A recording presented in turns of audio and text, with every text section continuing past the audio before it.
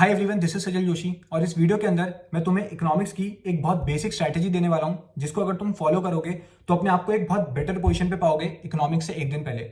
मैंने यार अभी थोड़ी देर पहले एक कम्युनिटी पोस्ट डाला जहां पे मैंने बच्चों से पूछा यार कि तुमने स्टार्टिंग से क्यों नहीं पढ़ा या क्या रीजन है तुम स्टार्टिंग से नहीं पढ़ पाए। बहुत सारे बच्चों के अलग अलग मैसेजेस आए। किसी ने बोला भैया मैं साल में बीमार हो गया था, किसी ने बोला भैया मैं पूरे साल प्रोक्रेस्टिनेट करते रह गया, किसी ने बोला भैया मैंने किसी रिलेशनशिप में बहुत ज्यादा टाइम इन्वेस्ट कर दिया उस वजह से मेरा पूरा टाइम बर्बाद हो गया, किसी ने बोला भैया जब मुझे होश आया तब मुझे स्कूल वालों ने सेल्फ स्टडी करने का टाइम नहीं दिया।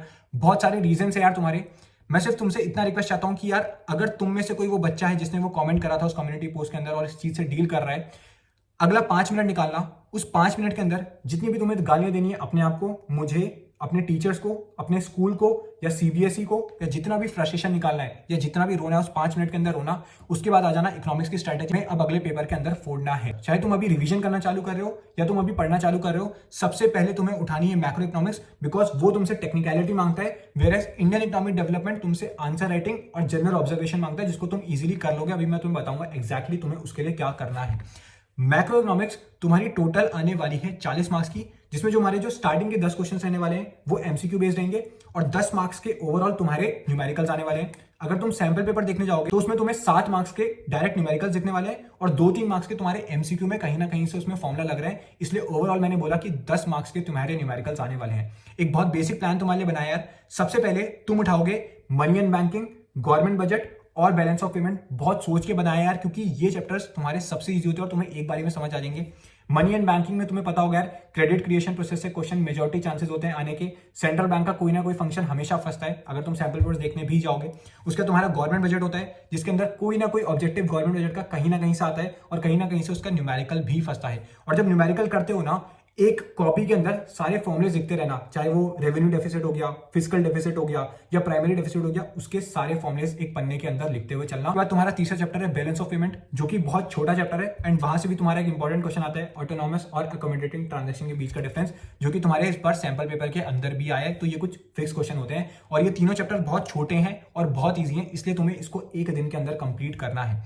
उसके बाद सेकेंड डे तुम उठाओगे नेशनल इनकम और aggregate demand and aggregate supply.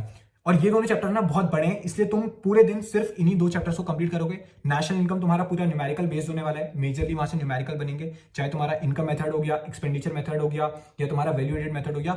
इसके सारे फॉर्मुलेस एक पन्ने के अंदर जो कॉपी तुमने मेंटेन करी है उसको लिखते हुए चलना, बिकॉज वो तुम्हें बहुत ज्यादा हेल्प करेगा लास्ट मोमेंट पे रिवाइज करने के लिए। उसका aggregate demand and aggregate supply कराना, वहां से तुम्हारी जितनी भी इंपॉर्टेंट थ्योरीज होती हैं, जैसे इन्वेस्टमेंट मल्टीप्लायर से रिलेटेड एक क्वेश्चन कहीं ना कहीं बनता है, या जितने भी तुम्हारे फॉर्मुलेस होते हैं यार, जैसे APC plus APS is equals to 1, MPC plus MPS is equals to 1, या मतलब K is equals to delta Y upon delta I, K is equals to 1 upon MPS या K is equals to 1 upon 1 minus MPC. जितने भी तुम्हारे formulas हैं उसको complete करते हुए चलना और इस तरीके से तुम दूसरे दिन के अंदर अपने नेशनल इनकम और एडीएनएस को करने वाले, जो कि तुम्हारे सबसे मेजर चंक होने वाला है अपने सिलेबस का, सबसे बड़ा चैप्टर तुम्हारा या यूनिट इसके अंदर रहने वाले। इसके अंदर तुम्हारे पास अलग अलग चैप्टर्स आने वाले हैं। उसके बाद तीसरे दिन तुम उठाओगे फॉरेन एक्सचेंज, जो कि एक बहुत छोटा चैप्टर होने वाला है। मेरे ख्याल से मुश्किल से 1 घंटे के अंदर वो कंप्लीट हो जाएगा। और उसी दिन तुम इंडियन इकोनॉमिक डेवलपमेंट नहीं उठाओगे, तुम मैक्रो इकोनॉमिक्स के सारे न्यूमेरिकल्स को प्रैक्टिस कर रहोगे, चाहे वो नेशनल इनकम का हो गया, चाहे वो aggregate demand and aggregate supply का हो गया या गवर्नमेंट बजट का हो गया, बिकॉज 10 मार्क्स का वहां से डायरेक्ट क्वेश्चन आने वाला है। तो तीसरे दिन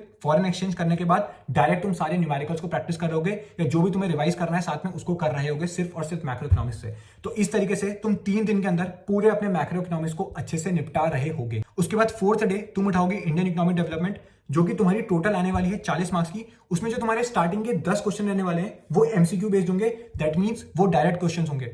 डायरेक्ट क्वेश्चंस मतलब भैया कोई भी फुल फॉर्म का क्वेश्चन आ जाएगा, कोई भी डेट का क्वेश्चन आ जाएगा या कोई भी इवेंट का कोई भी नाम पूछने का तुम्हारा उसके अंदर आने वाला है। जैसे भैया green revolution, golden revolution, great political cultural revolution, commune system हो गया, जीएलएफ, ग्रेट लीप फॉरवर्ड, ये सारे क्वेश्चन तुम्हारे आए हैं। यानी ये डायरेक्ट क्वेश्चन है, तुमसे डेट्स पूछेगा, फुल फॉर्म पूछेगा, 8 से 10 मार्क्स की। तो मैंने क्या सोचा यार, मुझे कमेंट करके बताना। मैं 16 तारीख को तुम्हें एक पीडीएफ दे दूंगा जिसके अंदर जितनी भी इंपॉर्टेंट डेट्स होंगी, इंपॉर्टेंट फुल फॉर्म्स होंगी या जितने भी इंपॉर्टेंट इवेंट्स के नाम होंगे, उसको मैं तुम्हें कंपाइल करके उसके अंदर दे दूंगा, जिस वजह से तुम अपने वो 8 से 10 मार्क्स अच्छे से सिक्योर कर लोगे।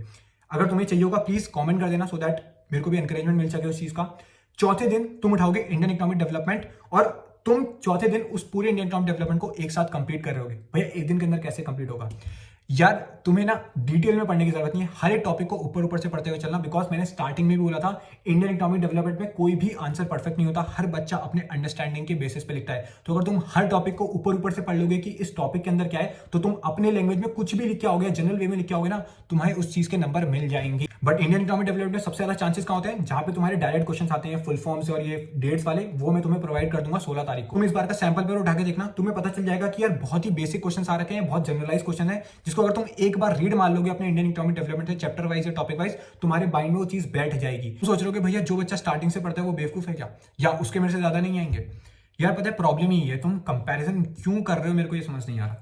ठीक है जिसने स्टार्टिंग से पढ़ा, अपन को उससे क्या मतलब, मुझे क्या मतलब, तुम्हें क्या मतलब, हमें अपना सोचना है ना। जो मैं तुम्हें बता रहा हूँ सिर्फ उतना तुम्हें करने की जरूरत है। फोर्थ डे तुम पूरी आईडी को पूरा रिवाइज मार रहे होगे, या मतलब कंप्लीट करोगे ऊपर ऊपर से, सो दैट कोई भी क्वेश्चन आ जाए तुम उसमें फंसोगे नहीं और कुछ ना कुछ उसके अंदर लिख के आ जाओगे।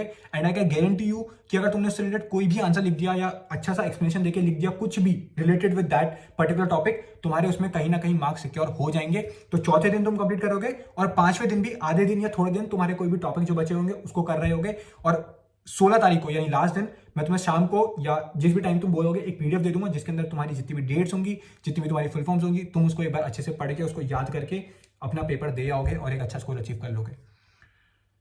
बहुत लंबा नहीं रखूंगा इस वीडियो को, मुझे पता है मैंने बहुत तेज बोला इस वीडियो के अंदर। एक छोटा सा प्लान तुमसे डिस्कस करना था। अभी सुबह के बज रहे हैं 4, मैं इसको वीडियो अपलोडिंग में लगा दूंगा अभी आधे एक घंटा, थोड़ा टाइम लगता है, डेटा से करता हूँ तो बहुत टाइम लग जाता है इसको अपलोड करने में। लग जाओ यार भाई, है ना। ज़्यादा मत सोचो क्या होगा क्या नहीं होगा, पेपर अच्छा जा रहा है बुरा जा रहा है, जस्ट डू दिस, ठीक है। कुछ टाइम की बात है, ये हसल जो चल रहा है ना कुछ ही टाइम का और है, इसका तुम अपने एक नए लाइफ के फेज में आ जाओगे, जहाँ पे तुम नई नई चीज़ों को एक्सप्लोर कर रहे होगे, नए नए लोग से मिल रहे होगे, नए नए डोमेन्स में फोड़ रहे होगे। बट अभी जो टाइम है ना, बस थोड़ा टाइम अपने आपको ये स्ट्रेस वाला जो सिचुएशन चल रहा है, टेंशन वाला सिचुएशन चल रहा है, इसमें अपने आपको अडॉप्ट कर लो। So this is all for this video. I hope तुम्हें कुछ समझ में आया होगा। मिलते हैं अगली वीडियो में, तब तक के लिए ऑल द बेस्ट।